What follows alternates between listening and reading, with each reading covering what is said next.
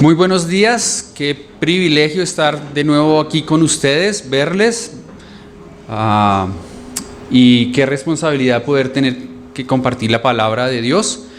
Entonces quiero, aparte de pedirles que tengan misericordia, que oremos para que el Señor nos use, nos enseñe y podamos sobre todo salir de aquí no solamente habiendo escuchado, sino animados a proceder.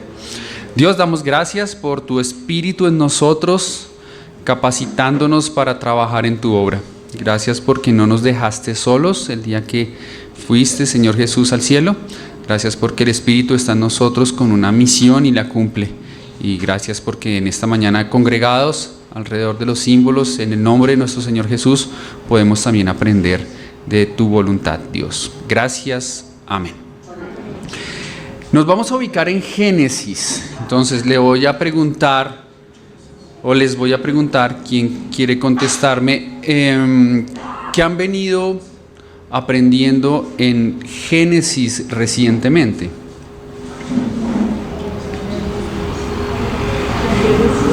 La vida de José.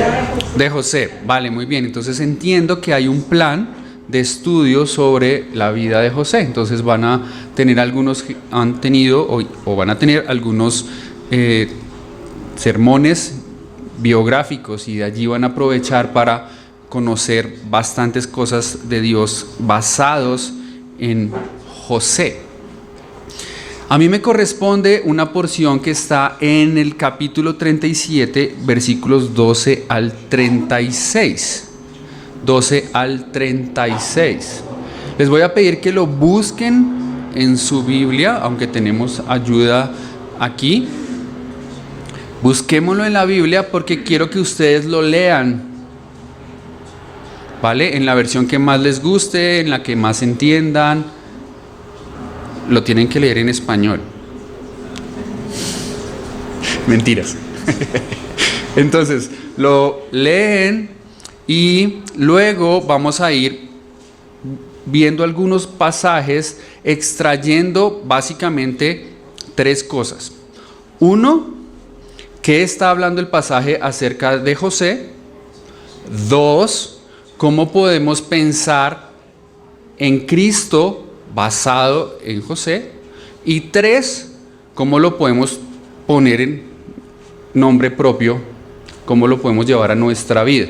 Entonces no vamos a estudiar todos y cada uno de los versículos al detalle, sino que vamos a agruparlos buscando estas tres cosas, ¿sí?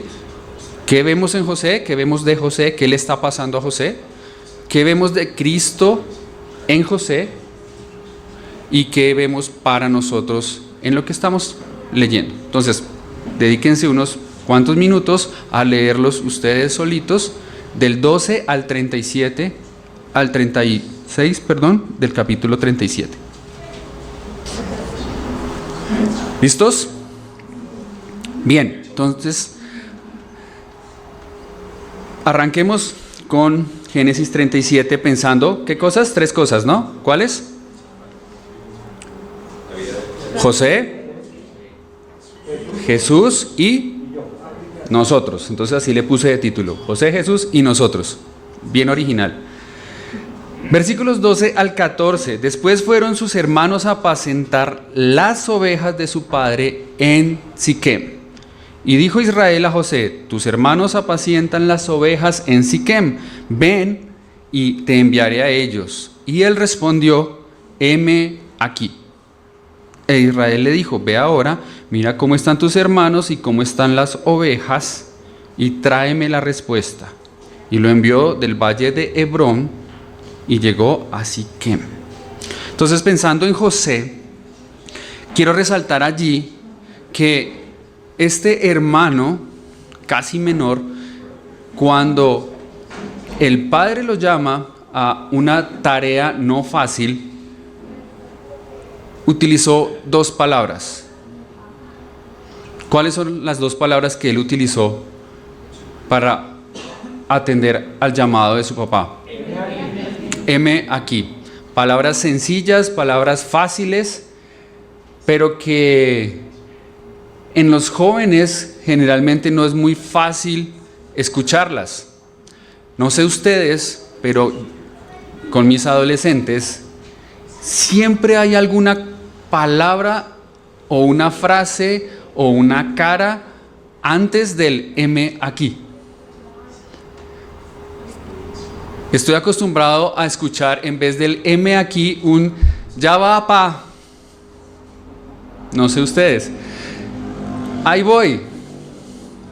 O un ¿qué? Pero difícilmente escuchamos un M aquí. Entonces resalto de José esa disposición de querer hacer lo que su papá le iba a pedir. De por sí, si nos devolvemos un poquito al versículo 2 del mismo capítulo 37,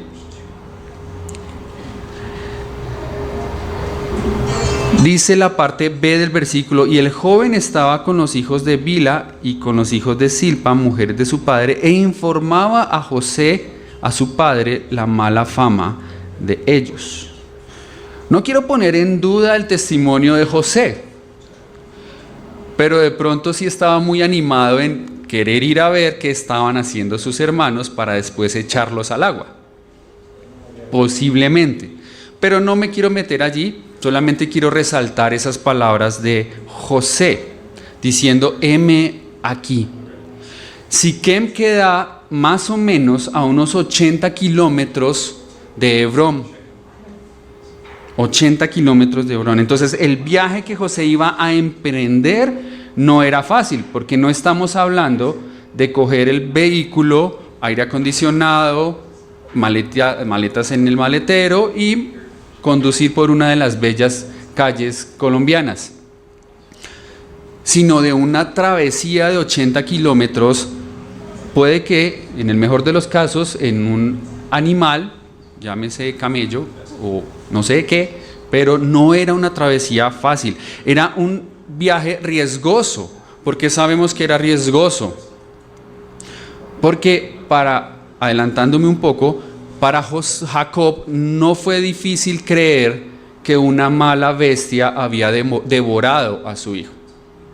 Entonces, si para él fue fácil creerlo, es porque eran conscientes de que había riesgos en ese camino. Pero José dijo, heme aquí. José quiso o estuvo dispuesto a sacrificar la comodidad de su casa, la buena comida, la compañía de su familia para ir en búsqueda de sus hermanos, unos hermanos que de por sí no lo querían, que no lo trataban bien, que se burlaban de él, que le tenían tirria, bronca, rencor a su hermano. Sin embargo, insisto, resalto de él que estuvo dispuesto a obedecer a su papá. ¿Qué vemos en cuanto a Jesús? En algún momento de la historia Dios decide que es el tiempo preciso para enviar a su Hijo amado a la tierra. La eternidad llevaba su curso. El Señor hace muchos años creó el cielo, creó la tierra, escogió a su pueblo, le dio la oportunidad de ser una nación, crecer, mandó reyes, mandó sacerdotes, pero en un momento preciso de la historia Dios decide es la hora. Y llama a su Hijo y le dice: Jesús, amado mío, ha llegado el momento de ir a buscar a los que se han perdido. Ir a buscar a esta humanidad que nos ha dado la espalda. Ir a buscar a pecadores. Jesús se levanta del trono, mira a su papá. Inmediatamente, creo yo y especulo, pensó en un evento puntual en esa trayectoria que él iba a empezar a recorrer. ¿En qué creen que pensó el Señor Jesús? en la cruz. Pero Él estuvo dispuesto, igual que José, a dejar lo que era, quien era, entre comillas, porque entendemos que siguió siendo Dios.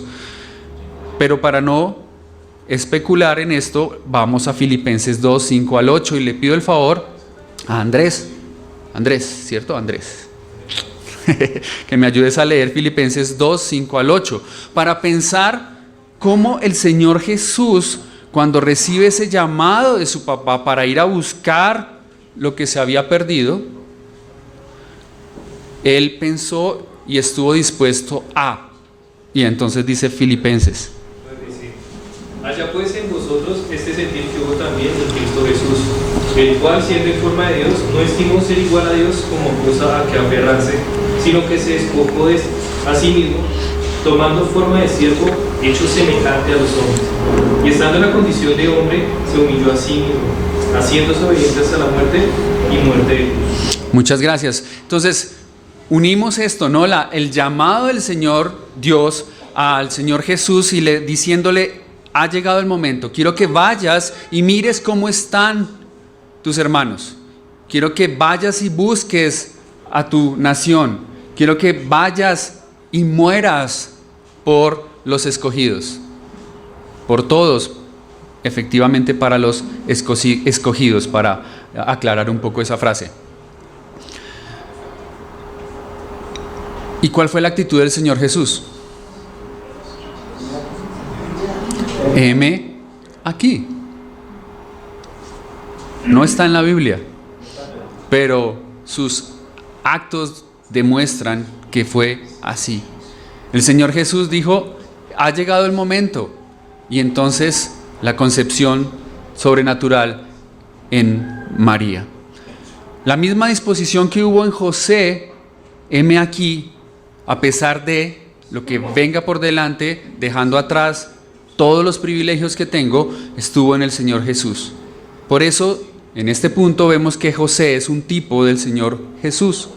Él estuvo dispuesto, heme aquí, dejó atrás sus privilegios, dejó atrás lo que tenía, la seguridad, el confort, para venir a sufrir.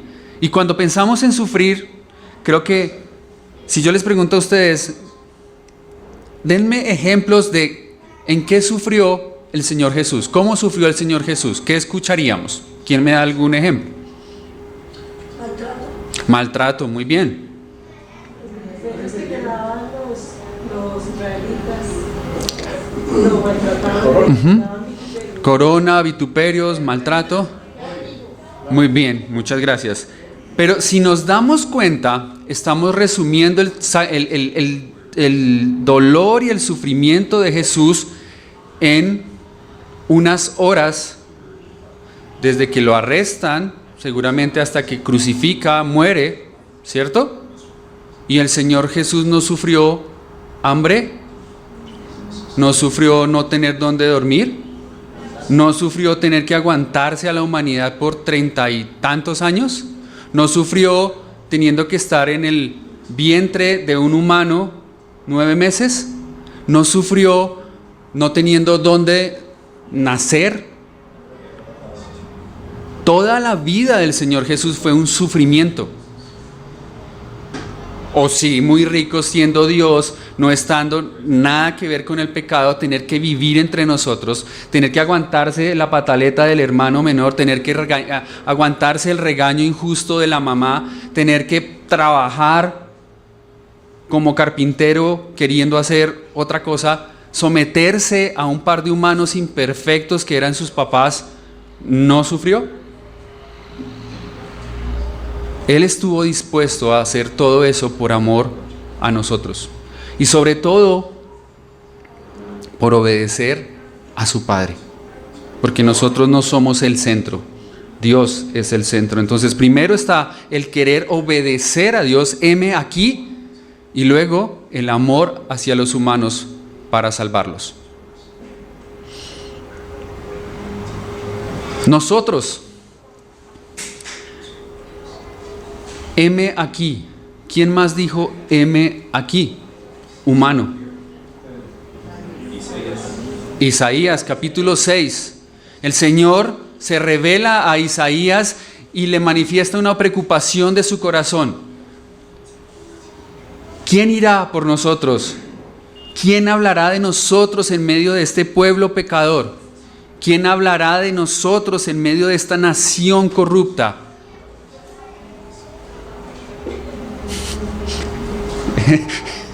Heme aquí. No había nadie más por ahí. No, mentiras. El llamado del Señor fue puntual a Isaías y, como decía Jeremías, también fue amarrado y no podía liberarse de ese llamado. Y entonces Isaías dice: heme aquí, yo voy a ir, yo lo haré. Yo llevaré ese mensaje.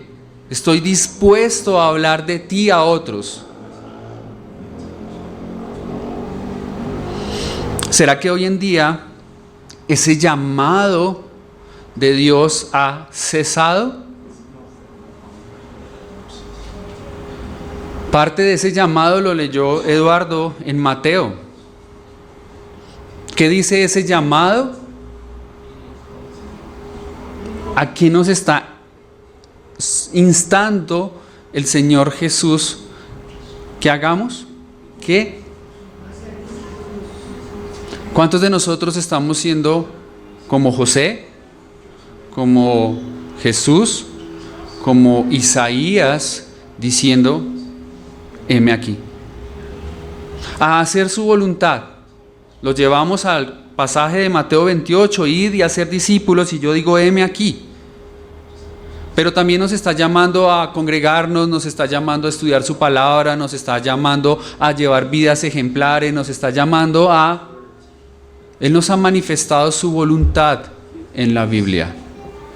José, necesito que vayas y hagas, heme aquí. Jesús, ha llegado la hora, necesito que vayas y busques, heme aquí. Isaías, ¿quién llevará el mensaje? Heme aquí. Póngale su nombre. Quique, necesito que, heme aquí.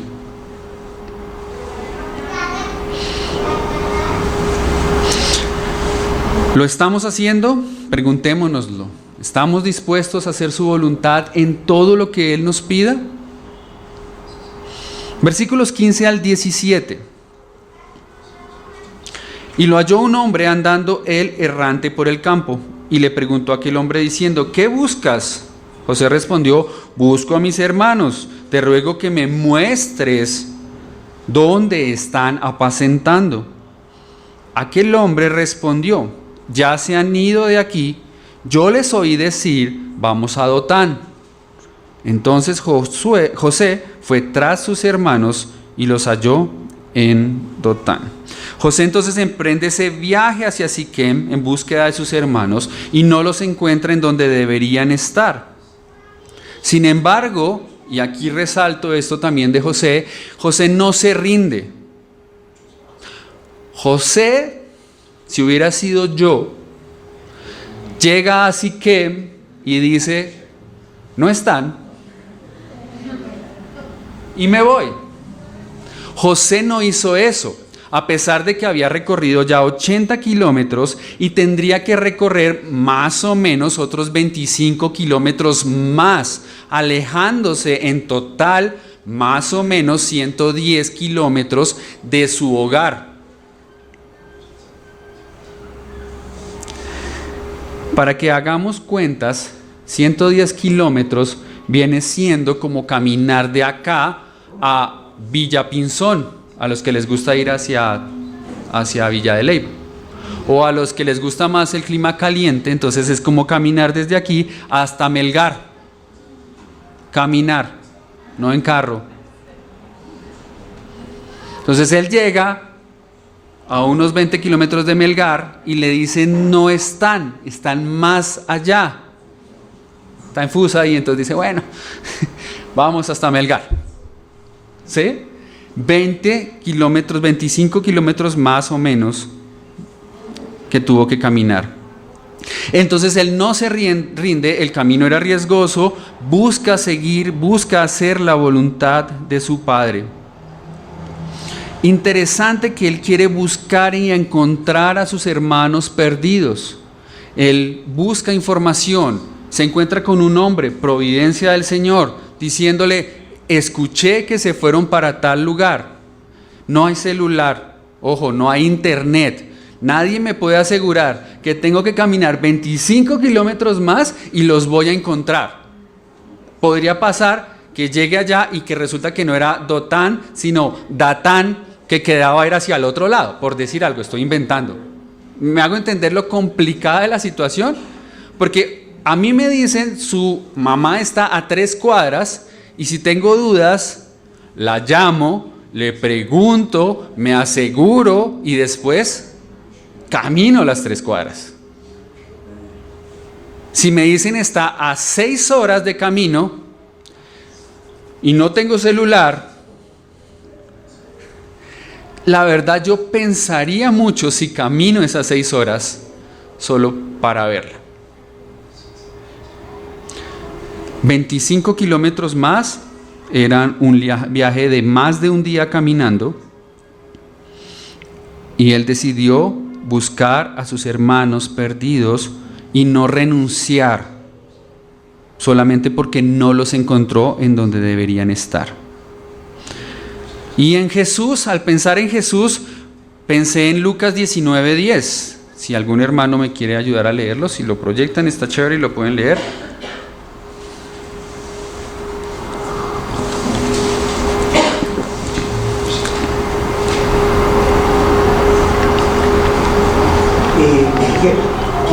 Lucas 19:10. Que no me haya equivocado. Porque el Hijo del Hombre vino a buscar y a salvar lo que se ha perdido, lo que haya perdido. Vale. Otra situación en la que yo pienso que José es tipo del Señor Jesús. Tiene la misión de ir a buscar y no encuentra. Entonces persevera y va más allá, buscando lo que se había perdido. Sus hermanos estaban perdidos, no estaban en donde deberían estar. Él no se rinde y busca.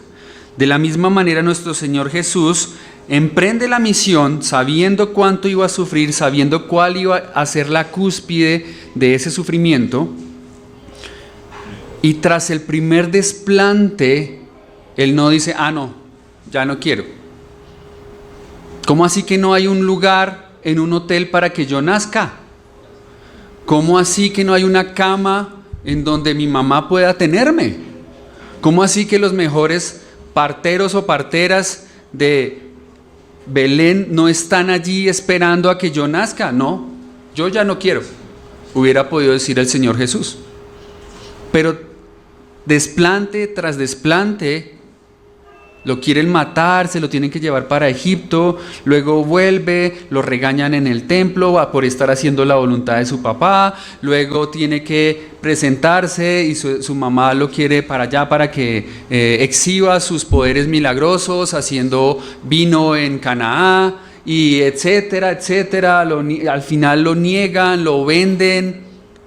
Desplante tras desplante, el Señor vino a buscar lo que se había perdido y no descansó hasta encontrarlo, sabiendo de antemano que eso le iba a causar sufrimiento como nunca él lo había experimentado.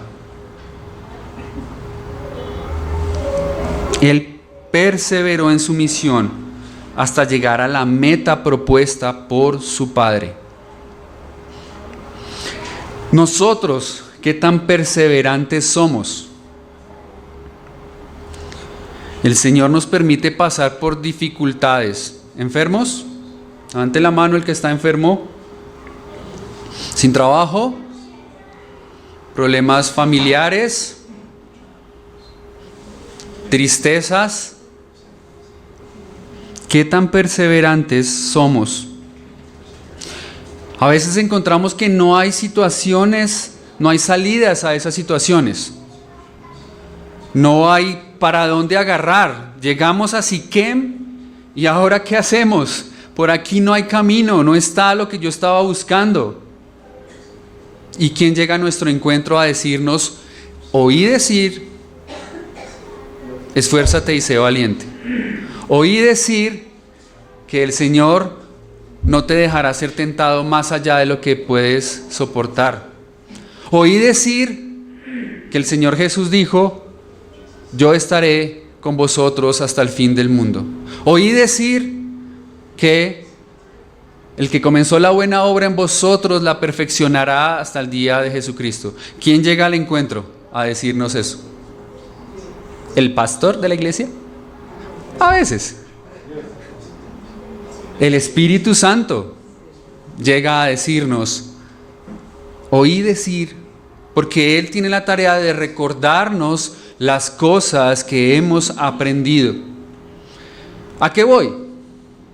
No quiero llegar a sobreespiritualizar el pasaje diciendo que cada cosa es un tipo de, pero sí quiero pensar que debemos perseverar y el Señor nos dará en su momento, con la ayuda del Espíritu Santo, con la ayuda de la palabra, con la ayuda de los hermanos en la iglesia, el camino que debemos seguir para encontrar lo que estamos buscando. Tarde o temprano, 5, 10, 15, 50 kilómetros más, pero lo encontraremos en su momento. En el momento justo para el Señor lo encontraremos. ¿Perseveramos? Si quieren anotar algunos versículos, Josué 1:9, son versículos clásicos, conocidos, pero que nos ayudan en esos momentos cuando vemos que estamos en Siquem y no hemos encontrado lo que buscamos. Josué 1:9, Isaías 41:10, Hebreos 10:39.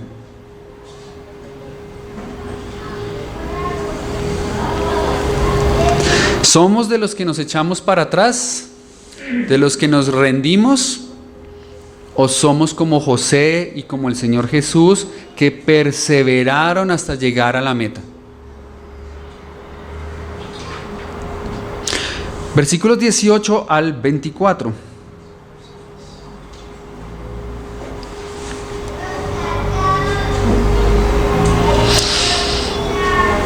¿Hasta qué hora tengo? Porque es que ese reloj me tiene despistado. Según yo son las 12:15. ¿12:30? ¿O a las 12 era? Ay, a las 12 era. Es que yo aquí estoy relajado. Perdón. Entonces ya corramos. No, mentiras. Démosle, empezamos tarde, no me hagan trampa. Sí, y tuvimos receso, o sea, eso da unos 45 minutos más. Versículo 18 al 24 nos cuenta entonces que José entregado, José responsable, José juicioso, va a buscar a sus hermanos. Y sus hermanos sentados ven por allá la túnica de colores brillando, reluciente. ¡Ay, qué emoción ver a nuestro hermano! ¡Qué alegría que nuestro hermano viene a buscarnos! No. Los hermanos tan pronto lo ven, conspiran contra él, planean matarlo.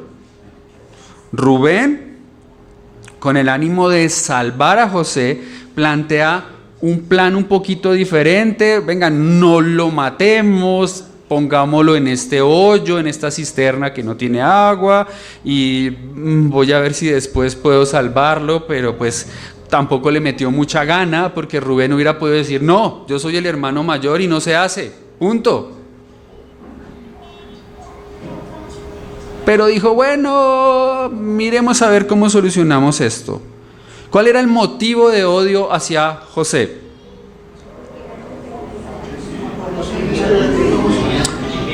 Los sueños que había tenido, lo leemos al principio del capítulo, donde Dios manifestó su voluntad diciéndole a José, tus hermanos y tu papá te van a rendir pleitesía, vas a ser mayor que ellos. Pero también el que él era el sapo de la familia, yo creo que por eso no lo querían mucho, pero no quiero, insisto, meterme mucho allá, pero dejémoslo en que Dios le manifestó a José su voluntad y ellos no la aceptaron. ¿Cuál era El plan entonces, trataron de matarlo, ¿cierto? ¿Cuál era el fin de ese plan? No la muerte de José, sino a qué querían llegar los hermanos de José con el hecho de matarlo. Lo vemos en el versículo 20. Truncar los sueños, parar los sueños de José, que no se cumplieran. Ellos no querían ver a José como alguien superior. Ellos querían poder seguir montándosela a José, seguir haciéndole bullying a José, querían seguir siendo mayores en autoridad y poder que José. Ese era el fin de ellos. ¿Cuál fue el resultado? Motivo, fin y resultado de ese plan. ¿En qué terminó? No al final, sino en estos versículos 18 al 24. José termina en una cisterna vacía, enterrado vivo por sus propios hermanos. Es interesante al pensar en ese fin que querían sus hermanos para José. Ellos querían truncar unos sueños y ya. Pero si nos vamos un poquito más al detalle, lo que estaban haciendo los hermanos era ir en contra de la voluntad de Dios. No querían que el plan de Dios se ejecutara. Dios tenía un plan trazado para la vida de José y ellos trataron de decirle a Dios: lo siento, pero es nuestro plan, es nuestro hermano y nosotros haremos lo que bien nos parezca. Iban en contra de Dios, no solamente en contra de José. Pensemos en el Señor Jesús en Salmos 2, versículos 1 al 3.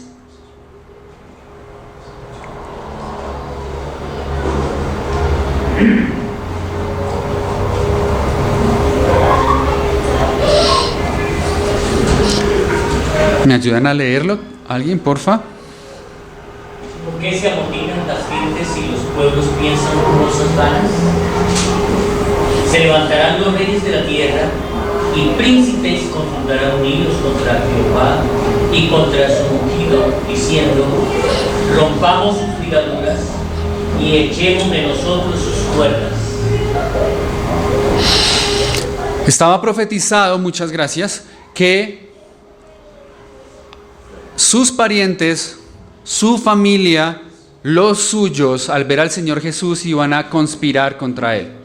Esto se cumple en Juan capítulo 11, en donde en el versículo 47 están hablando los fariseos y los principales sacerdotes y dicen: ¿qué vamos a hacer? Sin duda ese hombre realiza muchas señales milagrosas. Caifás en el versículo 49 dice: no saben de qué están hablando. Nueva traducción viviente. ¿No se dan cuenta de que es mejor que para ustedes que muera un solo hombre por el pueblo y no que la nación entera sea destruida? Versículo 53. Así que a partir de ese momento los líderes judíos comenzaron a conspirar, y usa la misma palabra por allá de Génesis, para matar a Jesús. Los suyos, su familia, sus hermanos, su nación, su creación, al ver a Jesús y al sentirse amenazados por la santidad de Jesús, por sus palabras, por sus hechos, se vieron señalados, reflejados ellos mismos su maldad y dicen: no, quitemos esta luz de en medio de nosotros, quitemos al acusador, quitemos a aquel que está mostrándonos lo malos y lo feos que somos. ¿Quién de ustedes ha mentido a alguien y luego no lo puede mirar a los ojos por aquello que usted sabe que dijo que no era verdad, pero aún así lo dijo? Eso pasaba a la nación. El Señor Jesús les estaba señalando su maldad y ellos no podían verlo a la cara, y en vez de pedir perdón y llegar a sus pies, decidieron quitarlo de en medio. Como los hermanos de José, decidieron mejor quitar a José del medio, que no se cumplan los sueños, que no nos siga señalando el plan de Dios, El Señor Jesús fue rechazado por los suyos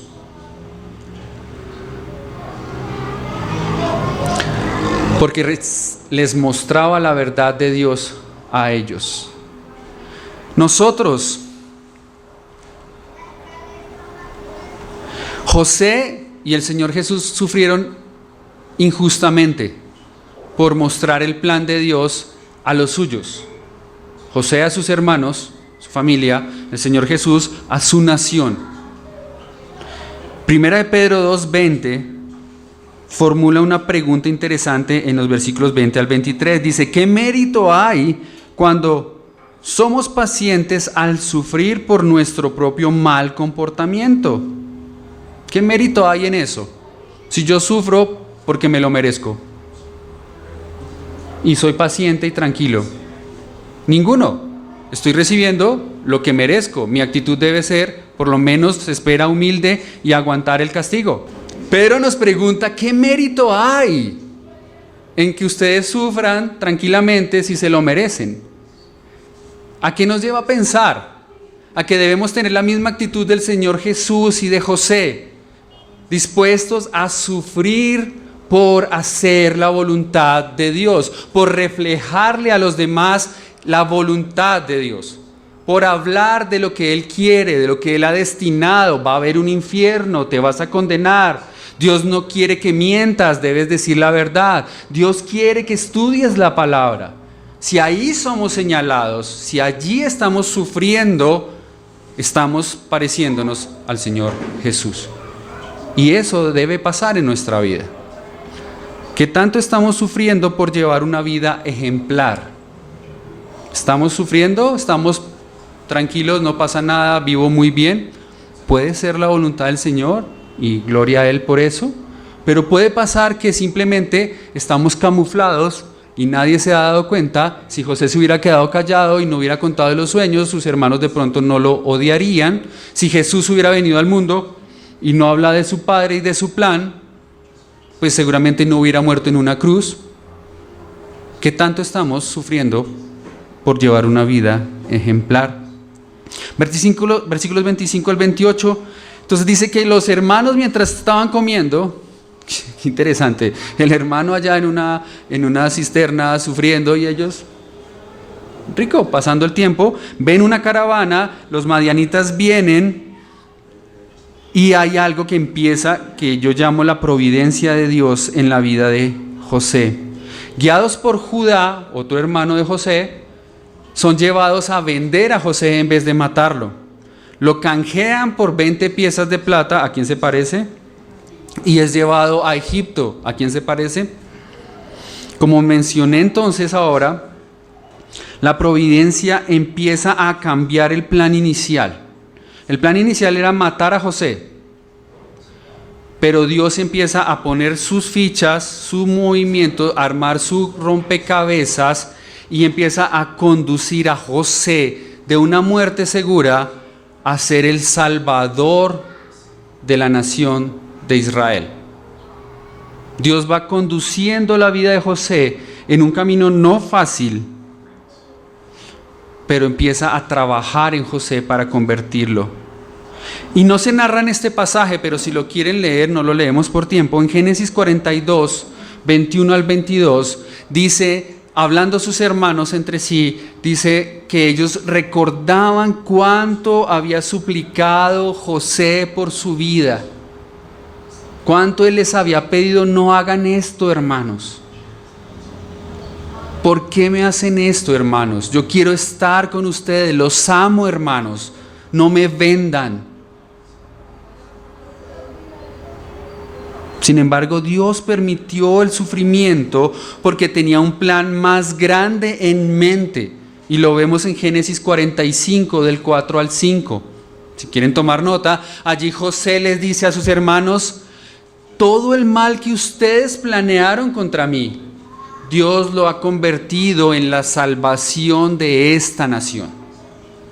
El plan de José en ese momento era, no me vendan, no hagan esto, déjenme quieto.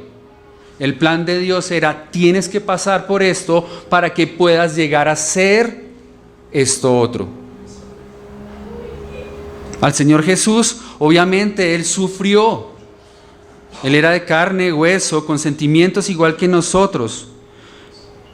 Y venía sufriendo desde que nació y luego cerca a la cúspide es arrestado, es maltratado, es ultrajado, crucificado y muerto, sepultado con los demás humanos.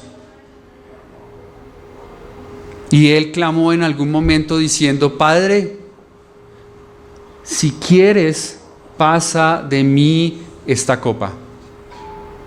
Y el Señor le dijo: no, porque el plan no es este momento. Mi plan no es salvarte aquí. Mi plan es allá, eterno, salvando a la humanidad. José, mi plan no es salvarte en este momento, mi plan es salvar a Israel. Jesús, mi plan no es en este momento, mi plan es salvar a la humanidad. Para nosotros, hasta hoy llega la bendición de ese sufrimiento. Hoy en día podemos llegar a gozar del sufrimiento de nuestro Señor Jesús. Dice Isaías también: por su herida nosotros fuimos curados. El castigo que vino sobre el Señor en ese momento trae bendición a nuestra vida hoy en día.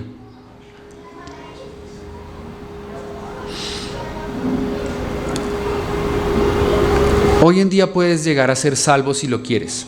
No sé si eres salvo, si todos los que están aquí ya tienen una comunión con el Señor. Pero el sufrimiento del Señor Jesús hace 2000 años, hoy es efectivo. Porque pasó por la prueba. Si ya eres salvo, ¿estás viviendo una vida que honre el sacrificio de Cristo? El que Él pudo dejar a su voluntad a un lado y morir en la cruz, ¿lo estás honrando? ¿Estás viviendo como es digno? Para terminar, versículos 29 al 36, el plan para encubrir lo que hicieron, el crimen que cometieron vendiendo a su hermano, se llevó a cabo y al parecer todo salió muy bien. Rompen el abrigo, lo llenan de sangre, se lo mandan al papá, el papá cree la mentira y vive triste el resto de sus años. Conocerán el desenlace más adelante. Yo creo que los hermanos no fueron conscientes de cuánto sufrimiento le estaban causando o le iban a causar a su papá con esa acción. De pronto dijeron: no, pues al viejo se le pasa en unos 2 años, eso ya se murió, ya estará tranquilo en poco tiempo. Pero fueron muchos años, por lo menos 20, en que su papá estuvo sufriendo la pérdida de su hijo.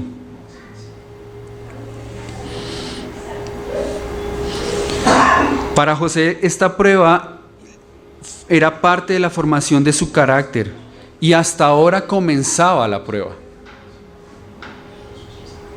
Porque después dice allí que fue vendido en Egipto a Potifar, y conocerán por las demás prédicas qué pasó con Potifar y qué pasó después estando como en la cárcel y qué pasó después cuando llega la hambruna. Conocerán todo, pero la prueba de José hasta ahora comenzaba. Debían pasar muchos años más para que se llegara a esa meta establecida. Pensando en el Señor Jesús, está bien que Él terminó en la cruz, de alguna manera, llegando a la cúspide de sufrimiento, el plan que Dios tenía para la humanidad. Pero ese plan no murió allí, aunque Él dijo en la cruz: consumado es. El plan del Señor Jesús para nuestra vida continúa y Él está allí trabajando en favor nuestro, apoyándonos, pendiente de nosotros, acompañándonos en nuestra dificultad.